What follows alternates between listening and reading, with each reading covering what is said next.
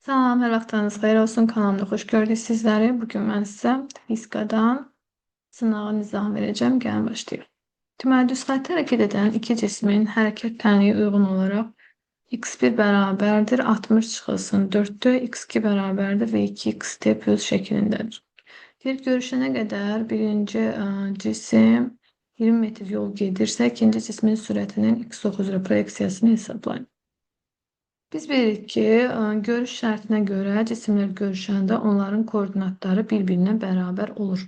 Yəni, burada biz x1, x2-yə bərabər veririk. Görüş şərtinə görə x1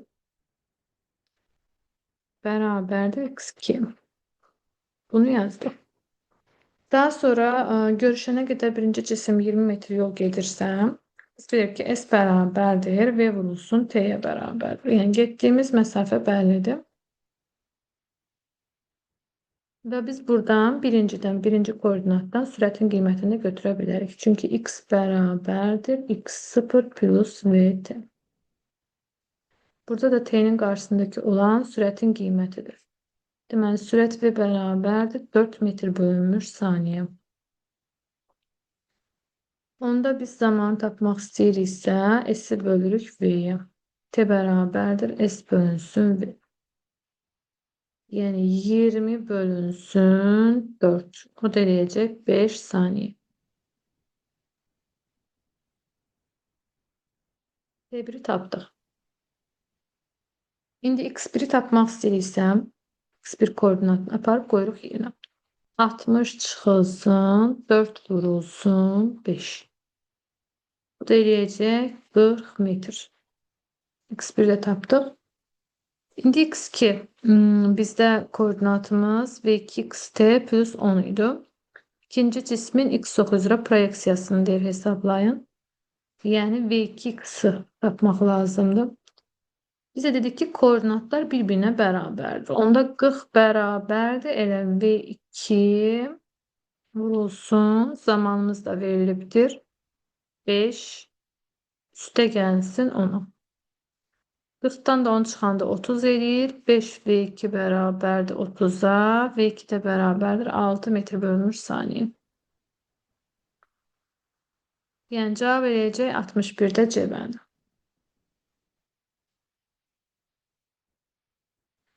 62. Saatın saniyə əqrəbinin dövrlərin sayılan zamanın asılı qrafiki hansıdır?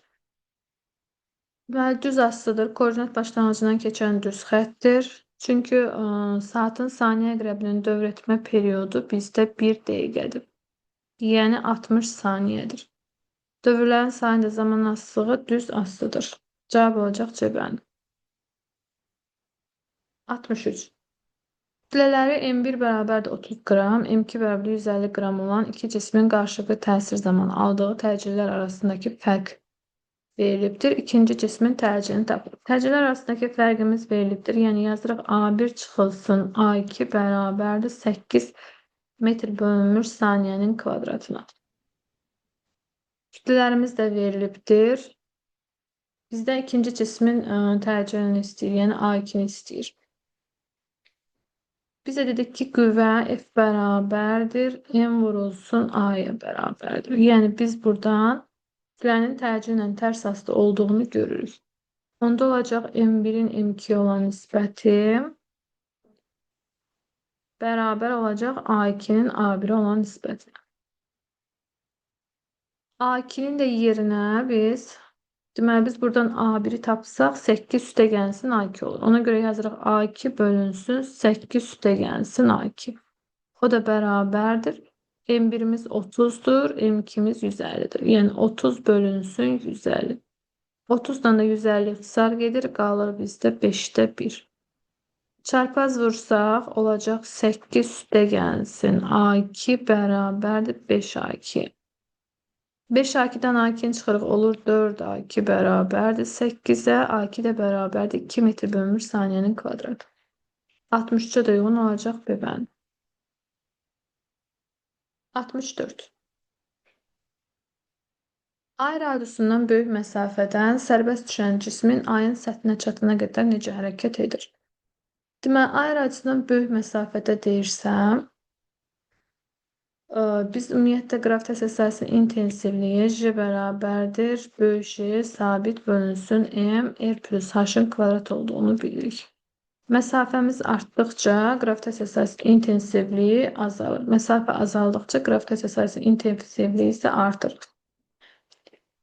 İndi ayrı açıdan böyük məsafədə deyirsə, yəni hündürlüyümüz daha da azalır.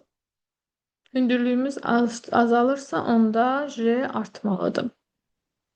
Cevap olacaq artan təcillə yeyinləşin. 65. Deməli, qiymətləri F1 bərabərdir 6 Newton. F2 bərabərdir 10 Newton verilibdir. İki qüvvənin təsirlə üfüqi istiqamətdə dartılan 5 kiloqram cisim sükunətdədir. Cismə təsir edən sükunət sürtünmə qüvvəsi modulunu istəyir. Bunlar əks istiqamətdə yönəldiyi üçün qüvvələr çıxılacaq. Eyni istiqamətdə yönələndə isə qüvvələr toplanır. Yəni 10 Newtondan 6 Newtonu ilk öncə çıxırıq. Əvəzləyici qüvvəni tapmaq üçün. Əvəzləyici qüvvəmiz də eyni zamanda sürtünmə qüvvəsinə bərabər olacaq. Çünki sürtünmə qüvvəsi hərəkətin əksinə doğru yönəlir. Burada böyük qüvvə tərəfə yönəlirsə istiqamət, sürtünmə qüvvəsi də əksinə yönəlir. Ona görə 10-dan 6-na çıxırıq, eləyir 4 Newton. Bu elə sükunət sürtünmə qüvvəsinə bərabər olacaq. Cavab olacaq D bəndi.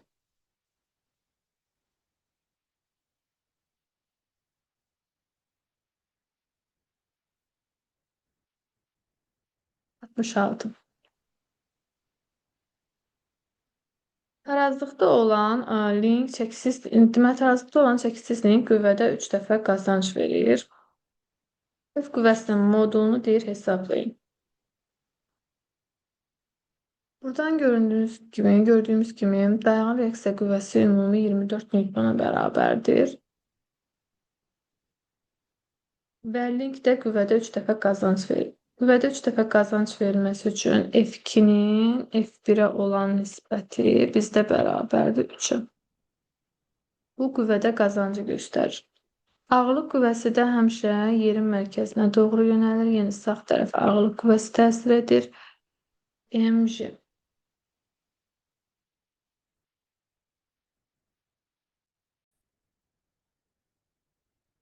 Deməli, burada bizdə F bərabər olacaq qüvvəmiz. mg bölünsün 3. Buradan da mg 3 F-ə bərabər olur çarpaz vuranda. Yəni dayanan reaksiya qüvvəsi M bizdə bərabərdir. F üstə gəlsin mg. Ümumi. mg'dəki dediyimiz kimi 3 F'ə bərabər olduğundan toplayırıq, olur ümumi 4 F. Dayanan reaksiya qüvvəsi ümumi 4 F'dir. Bizdən buradan F tapsaq, N'yi bölürük 4'ə. Yəni 24'ü bölürük 4'ə, o da deyir 6 Newton. Cavab olacaq 6 Newton.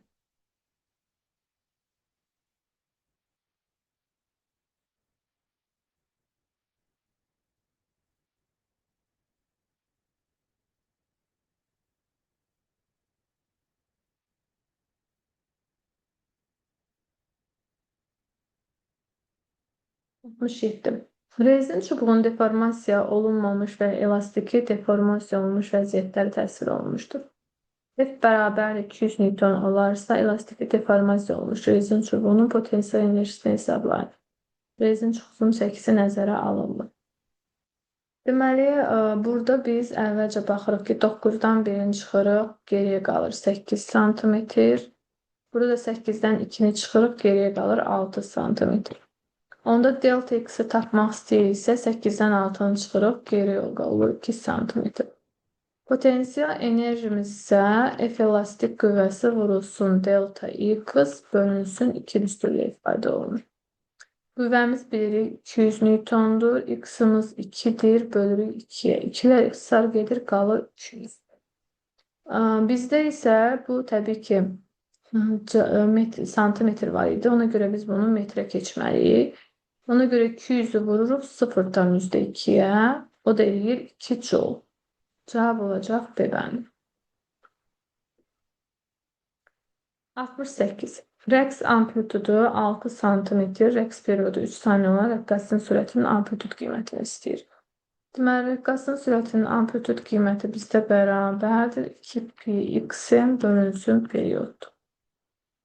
Rəqsin amplitudu 6 sm-dir, rəqsin periodu 3 saniyədir. Cavabları da santimetrlə istədiyinə görə çevirməyə ehtiyac yoxdur. Yəni 2 vurulsun 3 vurulsun 6 bölünsün 3. Sar gedir, qalır 12 santimetr bölünmüş saniyə. C variantı.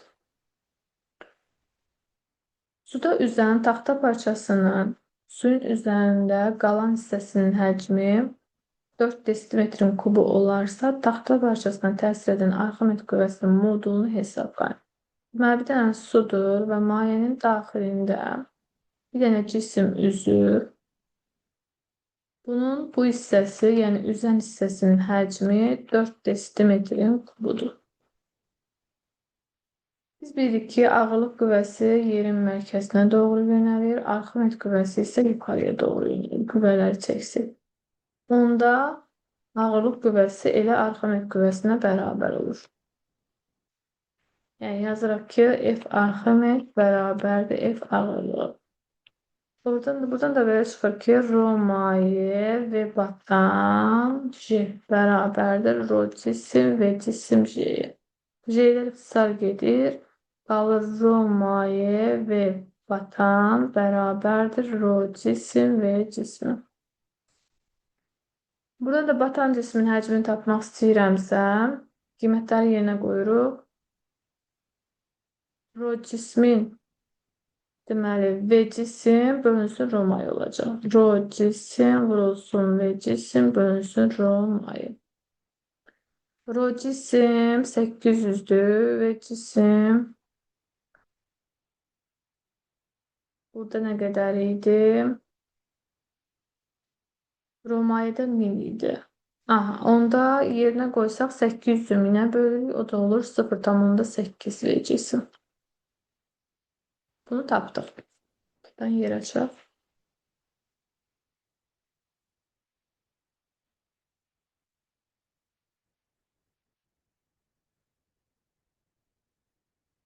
Deməli, aldıq ki, V batan cismin həcmi bərabərdir 0,8 V cismin həcminə. Üzən hissəmizin onda həcmi də bizdə 0,2 V cisim olacaq. Buradan V cismin özünü tapmaq istəyirsə, üzən cismin həcmini bölməliyik 0,2-yə. Üzən də verilmişdi 4 desimetr idi. 4 də 0,2-yə bölürəm, alıram 20 desimetrin kubu. Batan cismin həcmini tapmaq istəyirəmsə, o 0,8 V cismə bərabər idi. Yəni 0,8-i 20-yə vururam, o da edir 16 desimetrin kubu. Arximet qüvvəsinin düsturu isə dedik ki, rho maye və batan J'dir. Qiymətləri yerinə qoysaq, 1000 vurulsun 16 vurulsun 10. O da eləyəcək. Təbii ki, vurulsun 10 üstü mənfi 3'ümüz də var. Bu da eləyəcək 160 Newton. 70.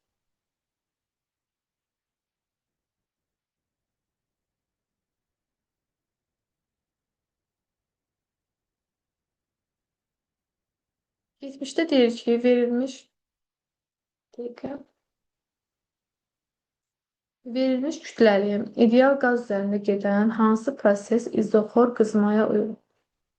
İzoxor sözünün mənası, yəni həcmin sabit olmasıdır və konstantdır. Və kütlədə sabitdir, M konstantdır. Burada konsentrasiya vahid həcmdə zərrəciklərin sayıdır. İndi bu da sabit olacaq. Çünki həm həcmimiz sabitdir, həm kütləmiz sabitdir. Onda konsentrasiya da sabitdir. Bir də bizdə dedik ki, izoxor qızmaya, yəni temperaturun artırılması deməkdir izoxor qızma. Temperatur artırsa PV bölünsün T düsturuna əsasən P ilə təzyiqlə T düz asılıdır. Onda təzyiqimiz də artmalıdır. Tezgin artımı ama konsentrasiyasının sabit olduğu al. Konsentrasiyanın sabit olduğu al 1 ve 2, 1 ve 5'tir. Artım olan ise 1, 2'dir. Təzyiq 1, 2'de artır, 1 ilə 5'te ise azalır. Cevap olacaq A variantı. 71. İdeal qaz nizamlar genişlənməsi zamanı daxil enerjisinin dəyişməsi hansı ifadə ilə təyin olunur? Daxil enerjinin dəyişməsi 2'də 3 V delta V düsturu ilə ifadə olunur. Cevap olacaq Y bəndi.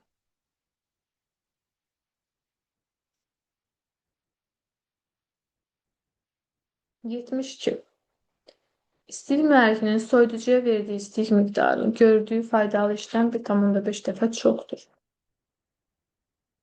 Deməli, onda yazırıq ki, izotermik, bizdə burada soyuducu Q2 soyuducuya verilen istilik miktarıdır. Q1 ise qızdırıcıya verilen istilik miktarıdır. Soyuducuya verilen istilik miktarı gördüğü faydalı işlem, yəni A faydalıdan 1,5 dəfə çoxdur. Düsturumuzu yazırıq. A faydalı bərabərdir. Q1 çıxılsın Q2. Qiymətləri qoyuruq yerinə. Deməli, Q2'nin yerinə 1,5 A faydalı qoyacağım. Onda Q1'imiz bərabər olacaq 2,5 A faydalı işin. Eta ise faydalı işlem misalı ise faydalı işin Q1'e qızdırıcı istilik miktarının faizli ifadəsidir. Qiymətləri yerinə qoysaq, Q1'imiz 2,5'dir. Deməli, A faydalı bölünsün 2,5 A faydalı vurulsun 100%. Sarılar gedir. 100'ü də bölürük 2,5'e. Deməli, 100'ü də 2,5'e bölsək, görək cevabımızla o da eləyəcək 40%. Yəni B variantı.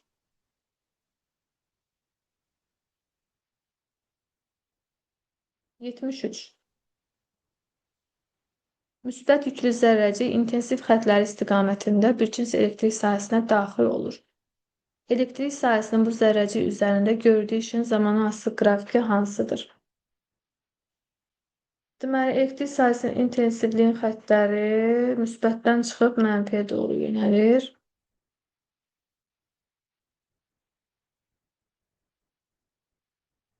Müsbət, mənfi.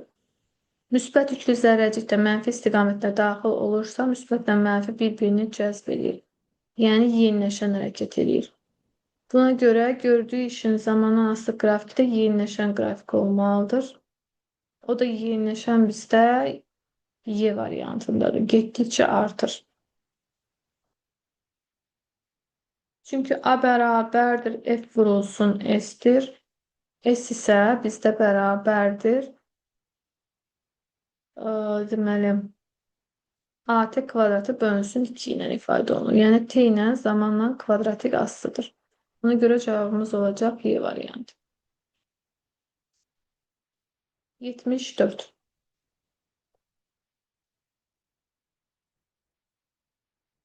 Şərti işarələrlə göstərilmiş hansı cihaz elektrik yükünü toplamaq üçün istifadə olunur?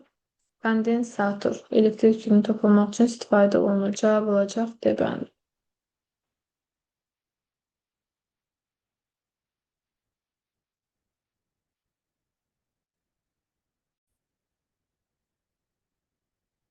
Verilmiş müstəvi kondensatorun lövhələri arasındakı gərginliyi 2 dəfə azaltdıqda onun elektrik sahəsi enerjisi necə dəyişir? Deməli, verilmiş müstəvi kondensatorsa C tutum sabitdir. C bərabərdir konstant. Gərginliyi 2 dəfə azaldırıqsa onun elektrik sahəsi enerjisi necə dəyişir? Elektrik sahəsinin enerjisi C kvadratı bölünsün 2'dir. Deməli, burada kondensatorun C tutum sabitdirsə, onda elektrik sahəsinin enerjisi gərginliklə kvadratik asılıdır. Gərginliyi 2 dəfə azaldırıqsa, elektrik sahəsinin enerjisi 4 dəfə artacaq. Yox, 2 dəfə azalsa 4 dəfə də azalacaq. Yəni düz mütənasibdir. Cavab olacaq A variantı. Verilmiş müstəvi kondensator deyəndə həmişə tutumlu olan üstü yazırıq elektrik sahəsinin enerjisini. və tutumla gərginliyin olan düsturunda CO kvadratı bölünsün 2-dən istifadə etdik. Gəldik 76-ya. Verilmiş elektrik sistemində K açarını qapadıqda hansı lampalar işıqlanır? Biz burada müsbət qütbü, mənfi qütbü, müsbət qütbə birləşdirməliyik ki, işıqlansın. Əgər anod mənfi qütbüdür, məsəl üçün bu anoddur, bu mənfi qütbə birləşdirirsə, onda lampalar işıqlanmır. Və hal-hazırda anod mənfi qütbə birləşdirənlər, məsələn, burada müsbətdir, burada mənfidir. Burada məsələn qütbümüz mənfidir, burada müsbətdir. İndi burada mənfini müsbətə birləşdirilən 2 də var. Mənfini müsbətə birləşdirən 3 də var. Buna görə 2 ilə 3 lampaları işıqlanır. Ancaq 1 ilə 4 işıqlanmır. Yəni cavab olacaq C bəndi. Bizdə işıqlanar deyil, 2 ilə 3'ü götürürük. Cavab olacaq C bəndi.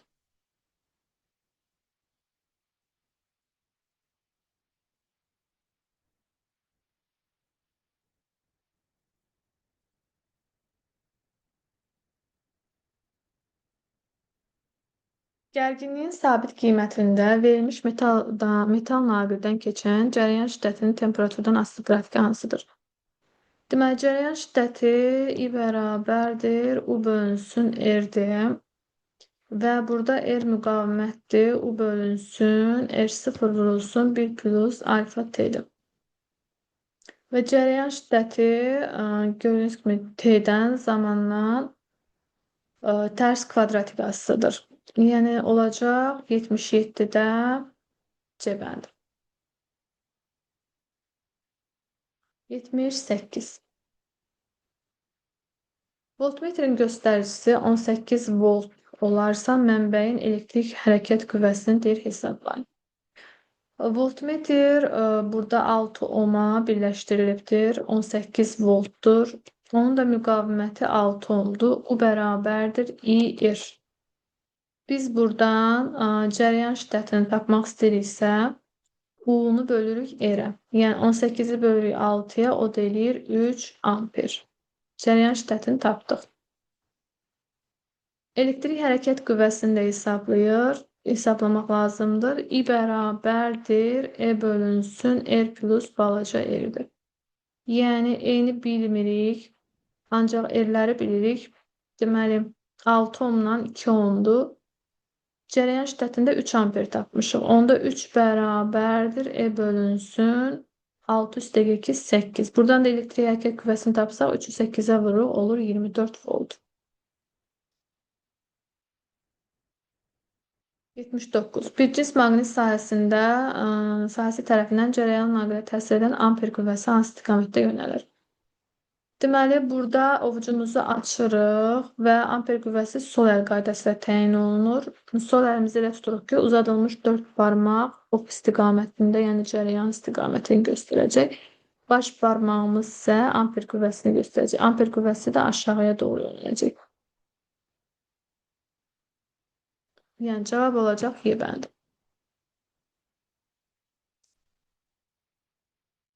80. Konturla hüdudlanmış səthdən keçən maqnit seli verilibdir. İkinci saniyənin sonunda konturda yaranan elektrik hərəkət qüvvəsini hesablayın deyil. Elektrik hərəkət qüvvəsi maqnit selinin törəməsinə bərabərdir. Bunun da törəməsini tapsaq, eləyir 6T. İkinci saniyə dediyinə görə 6'ını da 2'yə vururuq, eləyir 12 volt. Cavab olacaq 80'də D bəndi.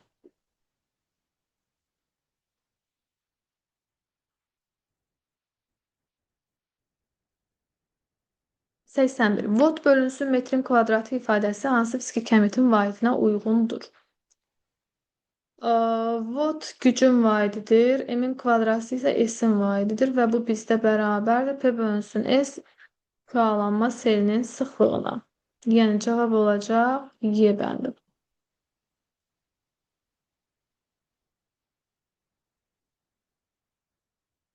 Ampermetr və voltmetr üçün Euler-Venn diaqramında uyğun ifadələri müəyyən etməliyik. Ampermetr ümumiyyətlə ardıcıl qoşulur, voltmetr paralel qoşulur işlədiciyə. İş prinsipi maqnit sahəsinin cərəyanın naqilinə təsirinə əsaslanır. Burada hər ikisinə aiddir. Müqaviməti işlədicinin müqavimətdən çox kiçik olduğundan birbaşa cərəyan mənbəyinin qütblərinə qoşmaq olmaz. Bu isə ampermetrə aiddir.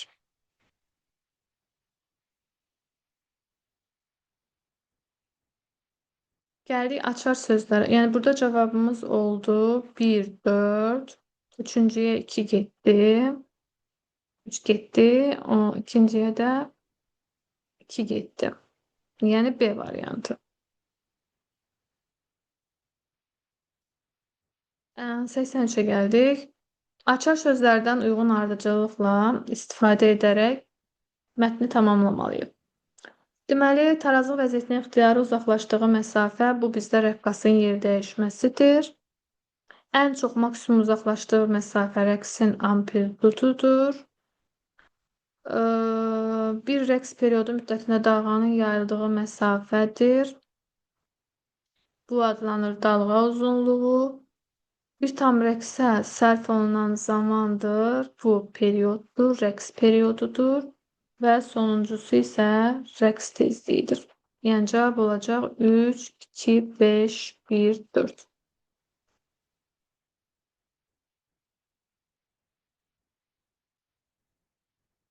Q1 və Q2 yüklərindən müxtəlif məsafələrdə olan nöqtələrin hər bir yükünün yaratdığı elektrik sahəsi intensivli vektorları təsvir olunubdur.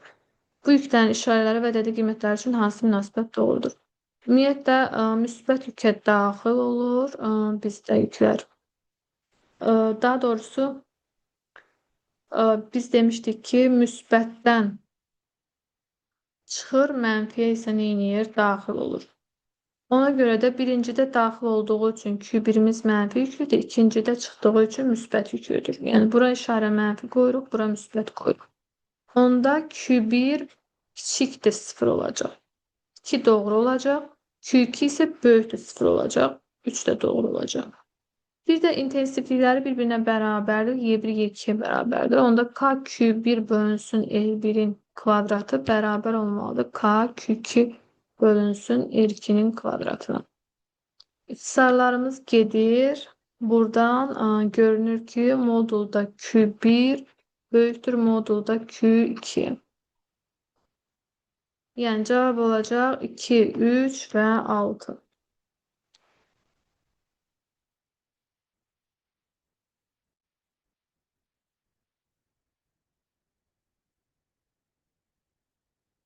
Yerdən göndərilən radiosiqnal təyyarədən əks olunaraq 12 mikrosaniyə sonra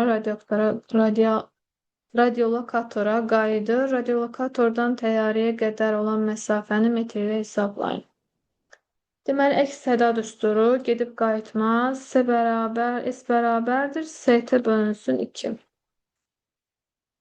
Deməli, C'miz verilibdir. 3 vurulsun 18'dir. Işığın sürəti. Tez zamanımız 12 mikro 10 üstü mənfi 6'dır. 12 vurulsun 10 üstü mənfi 6 bölünsün 2.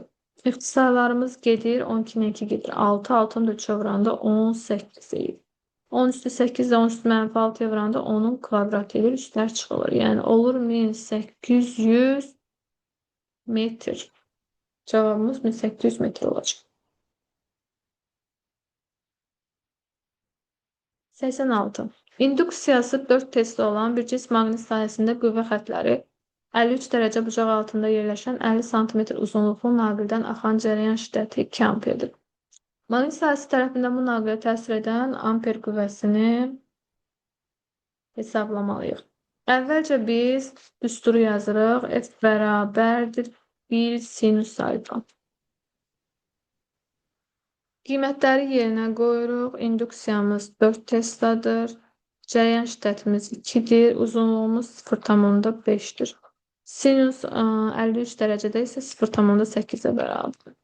8, 8'i də 0,5'e vuranda 4, 4 də 0,8'e vuranda 3,2 Newton olacaq. 87.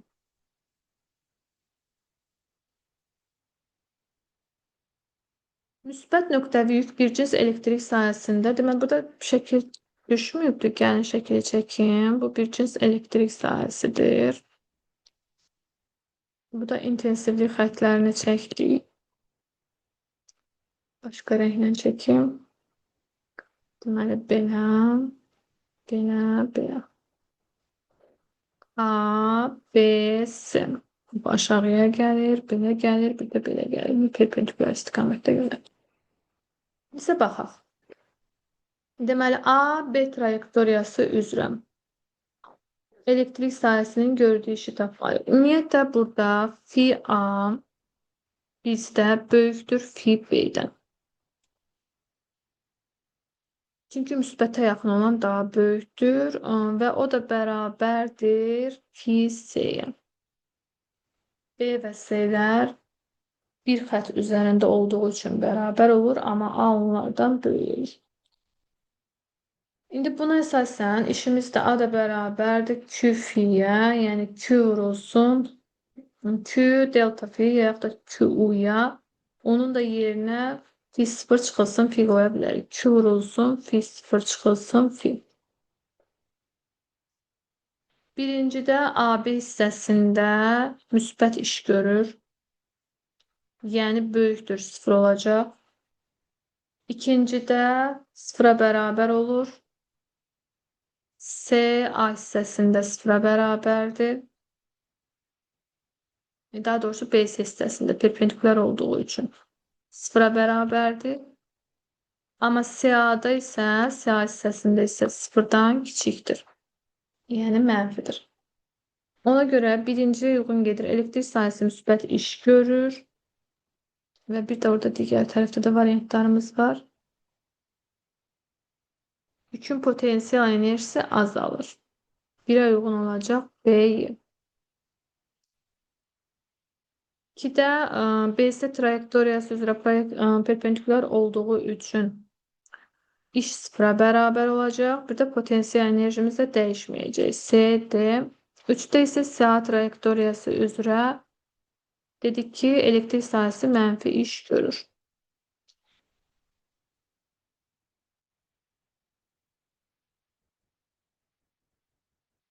Gəldik Porsche məsələsinə, situasiyaya.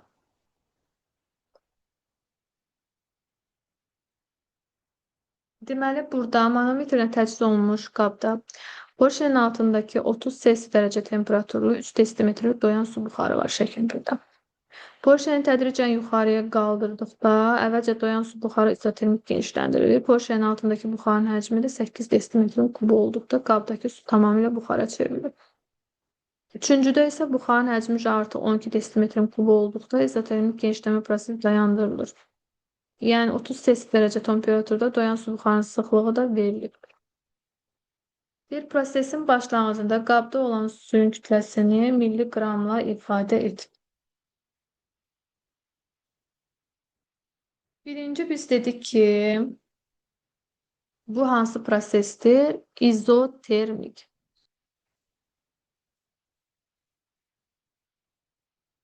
İzotermik prosesdə temperaturumuz sabitdir. T bərabərdir konstant izotermik genişlənmə deyil. Və PV bölünsün T düsturuna əsasən əgər T sabitdirsə, tezliklə həcm arasında münasibət yazmaq olar. Bunlar tərs asıdırlar. Və həcmimiz getdikcə nə edirik? Biz orada artırırıq. Həcmimiz artırsa, tezlikimiz nə edir? Azalır. Sıxlığımız isə sabit qalır. Həcmin sabit olduğu yer, artdığı yerdə isə sıxlığımız nə edir? Sabit qalır. İndi biz burada delta V-ni tapa bilərik, dəyişməsini. Orada 8 idi, sonra 3 idi. 8-dən çıxırıq 3-ü, eləyir 5 desimetrin kubu. Prosesin başlanğıcında olan qabda olan suyun kütləsini istəyir çünki.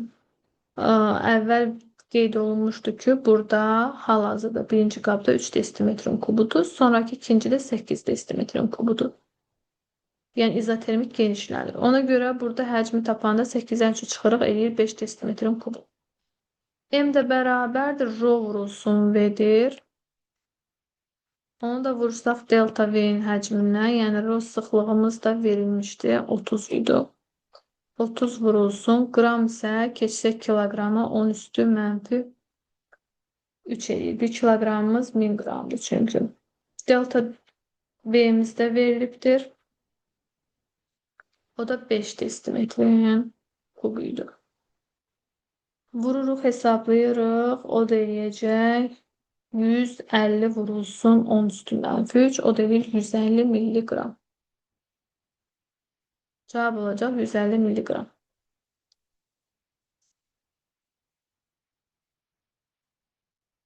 Deyir, bütün bu prosesə uyğun buxarın həcmi 3 desimetrin kubundan 12 desimetr çatana qədər. Su buxarının sıxlığının həcmini asılı qrafikini çəkin. Grafikdə həcmin bu olan qiymətlərini də yazın deyir. Dedik ki biz sıxlıq orada sabitdir. Mən sizin 9-u buradan çəkək. Sıxlıq sabitdir. Və sıxlığın həcmdən asılı qrafikini istəyir. Sıxlıq sabit idi və 30 idi. 30-dan başlayırdım. 30 olan halda burada həcmimiz 3 idi. Sonra 8'di. Sonra da 12'di.